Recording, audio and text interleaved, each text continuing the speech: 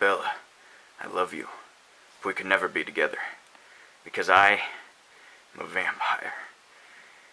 And one of the curses of being a vampire is I sparkle in the sunlight. I know, I'm a freak. You can never be seen with me. Wait a second! Hold the freaking phone here, okay? I don't know if you've looked at me lately, but I'm a real vampire. And I don't just have some little sparkling problem.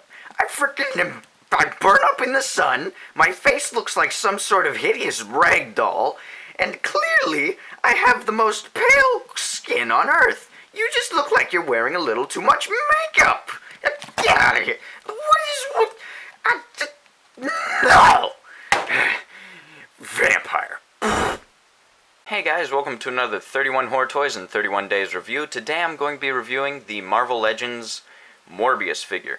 Now this guy is pretty dang cool. He's definitely well articulated, pretty well sculpted, and just overall a rather good figure. So we'll get into the specifics in a second, but first let's take a look at his packaging, which, you know, it's basic new Marvel Legends packaging. It says Legends series up there. It's got a Spider-Man logo, and this is from the Spider-Man wave. I'm one of the Spider-Man waves.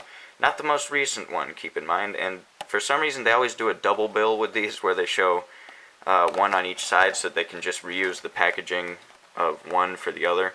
And this is a pretty good matchup, actually. These are two Halloween type characters, which I kind of wish I had this guy to review for Halloween too, because he's just like very fitting. His name's Jack-o'-lantern and all. But instead we're reviewing Morbius, who is a vampire and technically the first vampire figure that I'll be reviewing in 31 Horror Toys in 31 days. That's pretty cool. And then there is a vague read-up, of course. It says, "These nightmarish villains torment the innocent and fight to take down Spider-Man."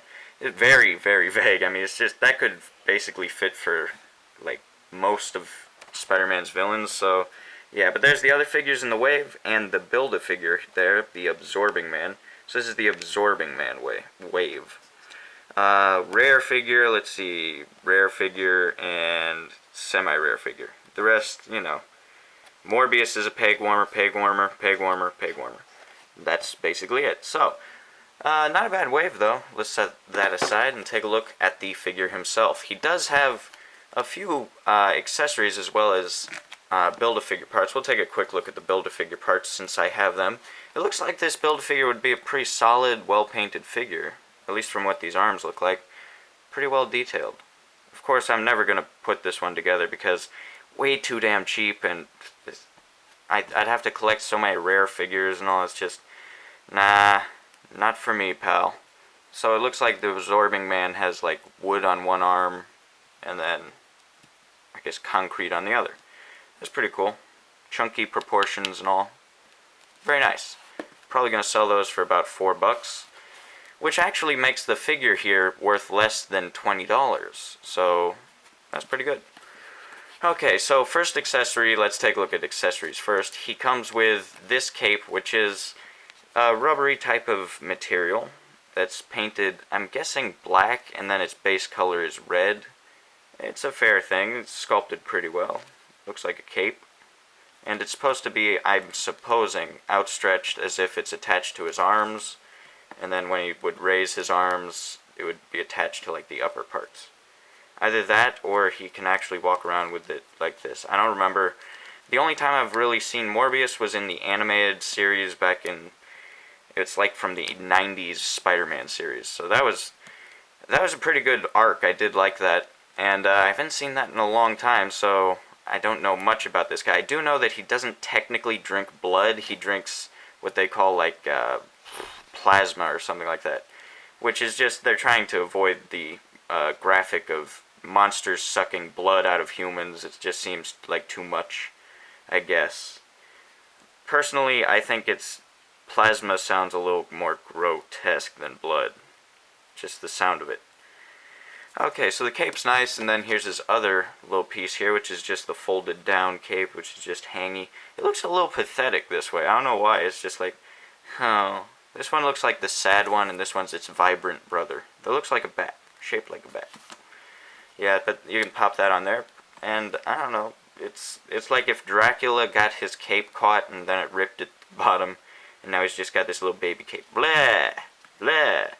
If I remember in the 90s cartoon, though, he had more of a jacket look. It was this long coat with, like, short sleeves. And it looked really cool, but this costume, I like it. It's just not as cool looking. Okay, now let's talk about paint and sculpt, which this guy is pretty fair in. The face sculpt and paint is good. Let me get the focus in here. There we are. If I wasn't so dang shaky. Yeah, there we are there. I do like that. He's got his little fangs sculpted in on top and bottom. A little more on bottom than on top. Well sculpted little features like the wrinkles in his face. He has a nice snarl on his face. Kind of like that they didn't just go for a subdued look. Although it would have been cool to have two head sculpts. One with a more subdued face and then this. In fact, I would gladly trade this piece here to have an alternate head sculpt. But maybe that's not an option. I like his ears there, and then you can see the hair is a separate sculpted piece which you could move away. And there's even some paint under there. You can see there's wash on his cheekbones, which you can't see with the hair down. So that's nicely done. He's got a little bit of facial hair going on there. Yeah, I like this vampire. He's really cool. The paleness of the skin matches up perfectly here, here, and here. And then he's got his little black painted nails. I don't know, that part I'm guessing is supposed to be he doesn't paint them himself. That's just like the part of the curse of the vampire or something. I believe it's more of a scientific thing with Morbius. He was like transformed into some sort of creature from chemicals rather than cursed, but whatever. And then he's got this little red sash thing here. I don't know, it's okay. It would have been nice if it was a separate sculpted piece, although I'm not sure if that would be accurate. It just seems a little plain. It matches into his pants way too easily. But, of course, he's got the Bucky cap body, so it's just the plain old body that we've seen with many figures, but I don't really complain about that too much because it does have a symmetry between many of the characters. It just makes them seem like they belong together. They're from the same line. Rather than the Toy Biz figures all seem to be very differently sized. Too bulky, too scrawny. Like, for example, let me see. This feller here, yeah, this guy, he doesn't really match in with characters like, let me grab another random one that I have beside me. Ugh, knocking over everything on my shelf. Yep, here's the Jim Lee Cyclops, which people complain is way too skinny. And yeah, they just don't seem to match in together too well. Whereas if you take Cyclops from the other newer series, the Puck Wave, these two sort of just match in very well. Probably just because they share the same body, so not a problem for me. I like the way that's done. The hair's sculpted pretty well. It's not uber detailed though. It looks like they did just a basic sculpt. They could have gone like all out and done ridiculous every hair sculpt, but they didn't. Why is it so hard to get focus in here? Wow, that is just crazy. Crazily out of focus. Yeah, as you can see, not extremely detailed, but I'd say definitely the bare minimum has been sculpted. His eyes are aligned well. Everything's just, I don't know, I like the way he's sculpted. So, no complaints on sculpt and paint. Let's take a look at, let me get back in focus, articulation, which is usually not a falling down for these little fellers, which for him, definitely not. I'd also point out that this is a new piece that they added on here in case you didn't notice this big collar. And that does make him look different than just a regular Bucky cap figure. Okay, and the hands are different type as well with the open clawed. Usually it's like a fist or just a semi-open hand. He has the claws. And something else to point out is they're kind of claws that are gloved that don't exactly match too well, so it's kind of odd. I'm guessing this was taken from another figure that's supposed to be wearing a glove, and that's why he has these little wrinkles that look like they're gloves. Not something I really care about, though. I think that looks fine. I'm not really complaining about that. And then he does have a nice wash over his white skin. I might as well point that out. Okay, now on to articulation, which I keep differing from. His head is a bit stuck up from the collar here, so he can do, he can turn in that much. He can't technically do a full 360, but he can look back, not very much, but he can look down quite a bit. Then at the shoulders, he can move full 360, move up to about a right angle to his body. And then at the bicep, there's a swivel. It goes full 360. It's got double jointed elbow, which is very good. An articulated wrist, full 360. He can bend backwards that much, and I guess inwards and outwards that much, and whatever you want to call that. It's his scratch at the wall pose, yeah.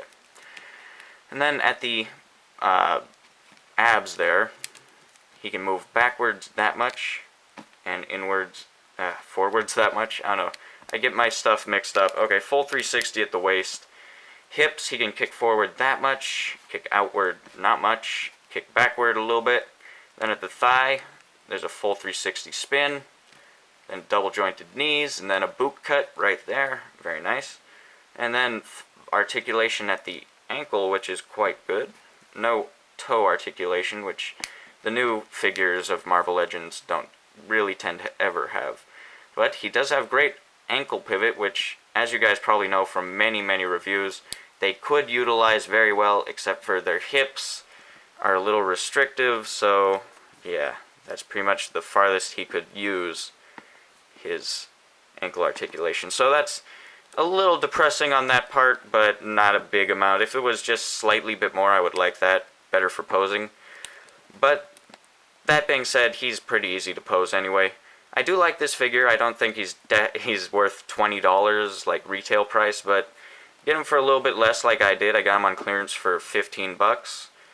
And I'm pretty sure you won't be disappointed. He is a cool figure to have in your collection, especially if you're a Spider-Man fan. I can't get this guy to stand. I don't know why. He's too tight jointed. Small complaint. Okay, so make sure to like, comment, share, and subscribe. I will see you guys in the next review, and stick around for some size comparisons. Peace. Here's Morbius next to a fellow vampire. Here he is next to a Wolverine figure. He stands at about 6.5 inches tall.